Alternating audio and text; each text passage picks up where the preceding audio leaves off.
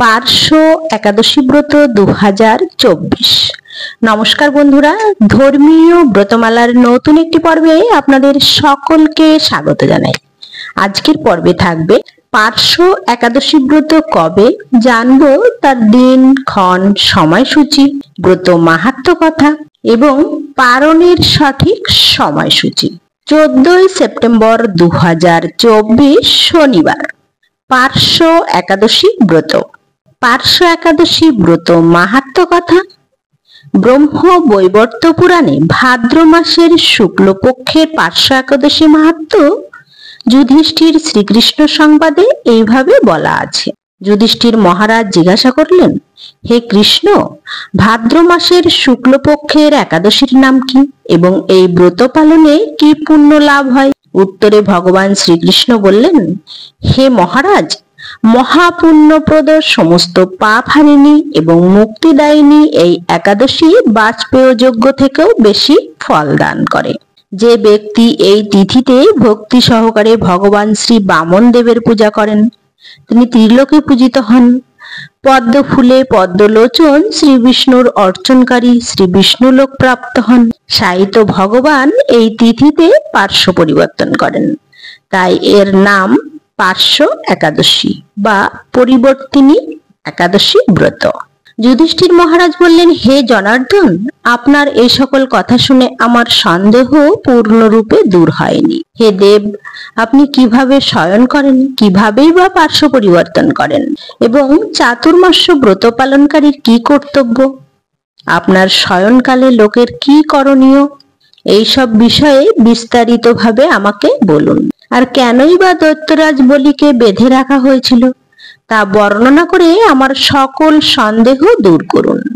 শ্রীকৃষ্ণ বললেন, হে রাজন, দৈত্যকুলে আবির্ভূত প্রহ্লাদ মহারাজের পৌত্র বলি আমার অতি প্রিয় ভক্ত ছিল। সে আমার সন্তুষ্টি বিধানের জন্য গোব্রাহ্মণ পূজা ও যজ্ঞাদি ব্রত সম্পাদন করত, কিন্তু ইন্দ্রের প্রতি বিদ্বেষবশত সকল দেবলোক সে জয় করে নেয়। তখন দেবতাগণ সহ ইন্দ্র আমার শরণাপন্ন হয়েছিল। তাদের প্রার্থনায় আমি ব্রাহ্মণ বালক বেশে বামন রূপে বলি মহারাজের যজ্ঞস্থলে উপস্থিত হলাম। তার কাছে আমি ত্রিপদ ভূমি মাত্র প্রার্থনা করেছিলাম। সেই তুচ্ছ থেকে আরো শ্রেষ্ঠ কিছু সে আমাকে দিতে চাইলেও আমি কেবল ত্রিপদ ভূমি গ্রহণের স্থির করলাম। দৈত্যগুরু শুক্রাচার্য আমাকে ভগবান রূপে জানতে পেরেছে। বলি মহারাজকে ওই দান দিতে নিষেধ করলো, কিন্তু সত্যাশ্রয়ী বলি গুরুর নির্দেশ অমান্য করে আমাকে দান দিতে সংকল্প করলো। তখন আমি এক পদ নিচের সপ্তলোক, আর এক পদে উপরের সপ্তভুবন অধিকার করে নিলাম। পুনরায় তৃতীয় পদের স্থান চাইলে সে তার মাথা পেতে দিল। আমি তার মস্তকে তৃতীয় পদ স্থাপন করলাম। তার আচরণে সন্তুষ্ট হয়ে আমি সর্বদা তার কাছে বাস করার প্রতিশ্রুতি দিলাম। ভাদ্র শুক্লপক্ষিয়া একাদশীতে ভগবান শ্রী বামন দেবের এক মূর্তি বলি মহারাজের আশ্রমে স্থাপিত হয়। দ্বিতীয় মূর্তি ক্ষীরসাগরে অনন্তদেবের কোলে শয়ন একাদশী থেকে উত্থান একাদশী পর্যন্ত 4 মাস শয়ন অবস্থায় থাকেন। এই 4 মাস যে ব্যক্তি নির্দিষ্ট নিয়ম, ব্রত বা জপ তপ ব্যতীত দিন যাপন করে, সেই মহামূর্খ জীবিত থাকলেও তার মৃত বলে জানতে হবে। শ্রাবণ মাসে শাক, ভাদ্র মাসে দই, আশ্বিন মাসে দুধ, কার্তিক মাসে মাসকলাই বর্জন করে এই 4 মাস শ্রীকৃষ্ণের আরাধনা করতে হয়।